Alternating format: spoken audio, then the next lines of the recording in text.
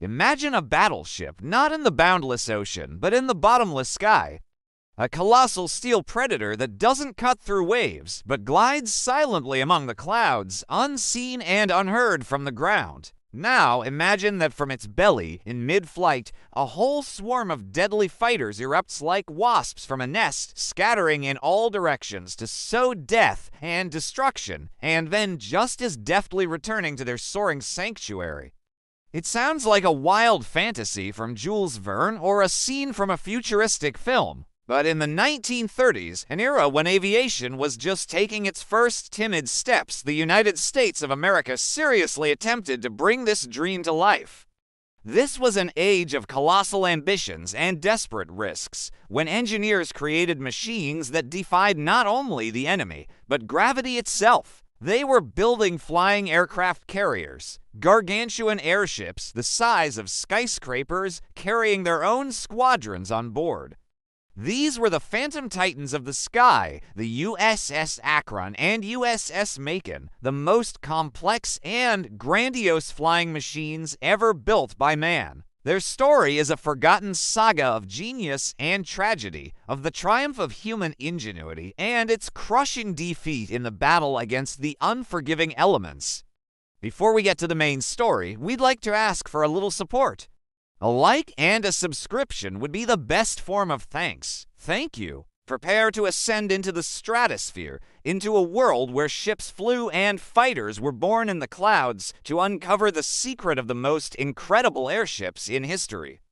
To understand why America needed these celestial leviathans, we must delve into the strategic reality of the 1920s. The world had just endured the horrors of the First World War, and the clouds of a new, even more terrible conflict were already gathering on the horizon. The United States, separated from potential enemies by vast oceans, faced a unique problem. Its navy was powerful, but blind. Reconnaissance aircraft of the time had an extremely limited range. They could take off from an aircraft carrier, fly over a small patch of ocean, and return. But finding an enemy fleet in the endless expanse of the Pacific or Atlantic was like searching for a needle in a haystack.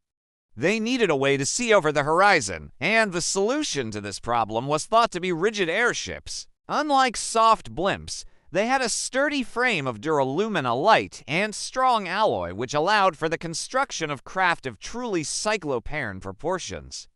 The U.S. Navy, inspired by the German experience with Zeppelins, saw them as the ideal platform for long-range reconnaissance. These airships could remain airborne for weeks, patrolling enormous territories. But they had one fatal vulnerability: they were slow and defenseless against enemy fighter attacks. And so, in the minds of admirals and engineers, an idea was born, brilliant in its audacity. If an airship can't escape from fighters, it must carry its own. It had to become not just a scout, but a fully fledged aircraft carrier. A mother ship that would launch and recover its own fighter planes, its eyes, and its sting. Thus began one of the most ambitious projects in the history of the Navy. The contract to build two of these giants was awarded to the Goodyear Zeppelin Corporation, a joint venture between the American tire magnate and the heirs of the German genius, Count von Zeppelin. The birthplace of these titans was a gigantic hangar in Akron, Ohio at the time, the largest building in the world without internal supports. The firstborn of this program was the USS Akron. When its construction was completed in 1931, the world watched in awe. Its dimensions were staggering. Its length, 785 feet, 239 meters. That's longer than 3 Boeing 747s placed end to end. Its diameter, over 130 feet 40 meters. A whole fleet of small ships could have fit inside its hull. To lift this behemoth into the air, it required 7.4 million cubic feet of helium, an inert and safe gas, unlike the explosive hydrogen that had doomed many German airships, including the famous Hindenburg. The heart and main secret of the Akron was its internal hangar. This was a massive bay inside the airship's hull, capable of holding up to 5 small Curtiss F-9C Sparrowhawk biplanes. But how do you launch and, more difficult still, recover an airplane onto an airship flying at an altitude of several thousand feet? For this, a unique system was developed, known as the skyhook or trapeze. A T-shaped metal structure was lowered from a special hatch in the airship's belly. The fighter pilot had to demonstrate incredible skill. Approaching the speeding airship from below, he had to match its speed and then carefully guide a special hook mounted above his biplane's top wing onto the trapeze's crossbar. Once the hook engaged, the plane's engine was cut and a mechanism aboard the airship retracted the trapeze, along with the helplessly dangling aircraft, into the hangar. There, the fighter was detached, moved along special rails deeper into the hangar, refueled, and rearmed for its next mission. For the pilots, it was an incredible test. They called themselves the men on the flying trapeze. One of them later recalled, "It was the most thrilling thing you can imagine. You're approaching this giant silver cigar in the sky. It seems stationary, but it's hurtling along at 60 miles per hour. You have to catch this tiny crossbar swinging in the wind. One mistake, and you either crash into the airship's hull or go into a tailspin." But they managed. The system worked. The USS Akron became the first operational flying aircraft carrier in history. Following the Akron, its sister ship, the USS Macon, entered service. Together, they were meant to be the next chapter in naval warfare. Their initial flights and exercises made a stunning impression. The giant, silvery ships, appearing silently from behind the clouds, had an almost mystical effect. During one exercise, the USS Macon, using its scout planes, managed to locate an enemy fleet hundreds of miles away while remaining completely undetected. It was a triumph. It seemed the dream had come true. Admirals envisioned an entire fleet of these celestial carriers patrolling the approaches to America, making it impregnable. Newspapers were filled with glowing articles about the queens of the air and guardians of the nation, but these brilliant titans had one deadly and relentless enemy against which their strong duralumin frame, powerful engines, and courageous crew were all powerless. That enemy was nature itself, the weather. The immense surface area of the airships made them extremely vulnerable to storms and strong gusts of wind. Their gigantic structure, which seemed so robust on the ground, could become a fragile eggshell when battered by the elements in the sky. And tragedy was not long in coming. On April 4, 1933, the USS Akron was caught in a violent storm off the coast of New Jersey. It was a night of torrential rain and hurricane force winds. The giant ship was tossed about like a toy. At one point, a powerful gust of wind struck the lower fin, tearing it off. The structural integrity was compromised.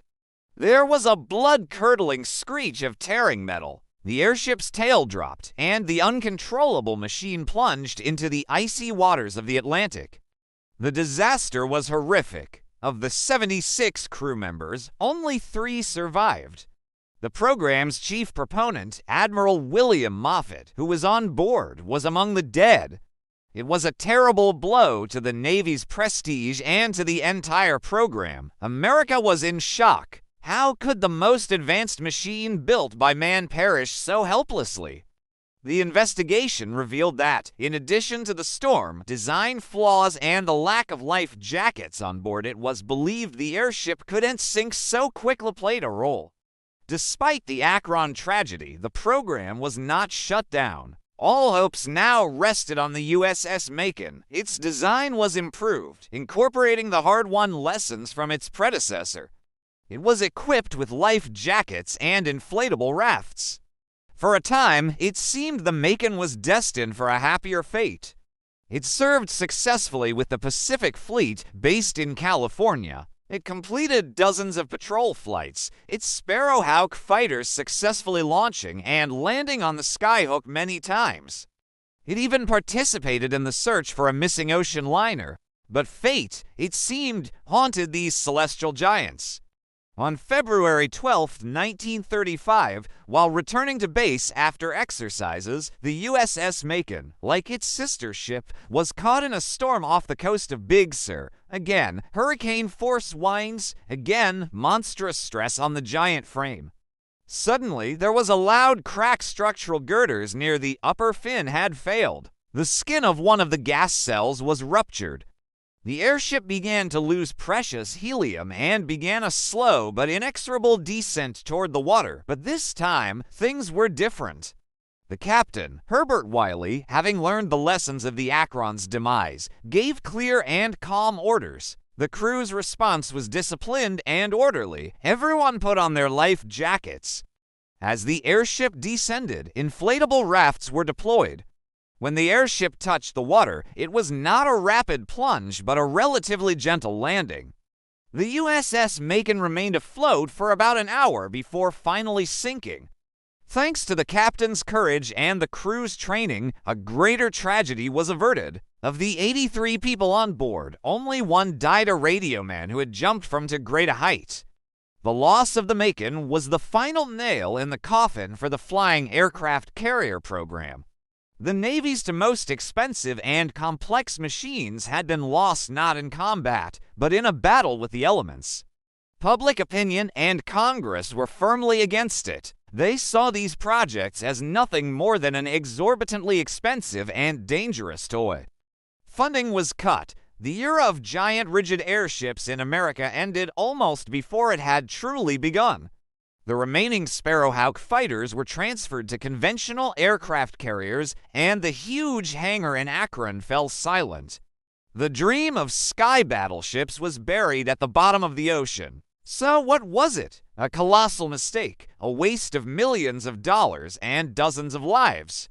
Or a brilliant breakthrough simply ahead of its time? The answer, as always, lies somewhere in between. From the perspective of the era's technology, the flying aircraft carriers were an absolute marvel.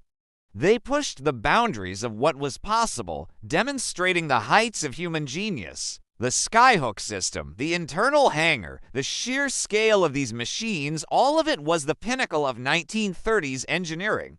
But they were created in an age when humanity had not yet learned to effectively predict the weather and lacked materials that could withstand its fury.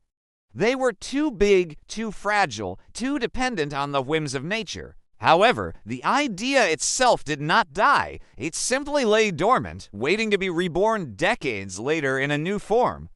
In the 1950s, the U.S. experimented with parasite fighters, attaching small reconnaissance jets to the underbellies of strategic bombers.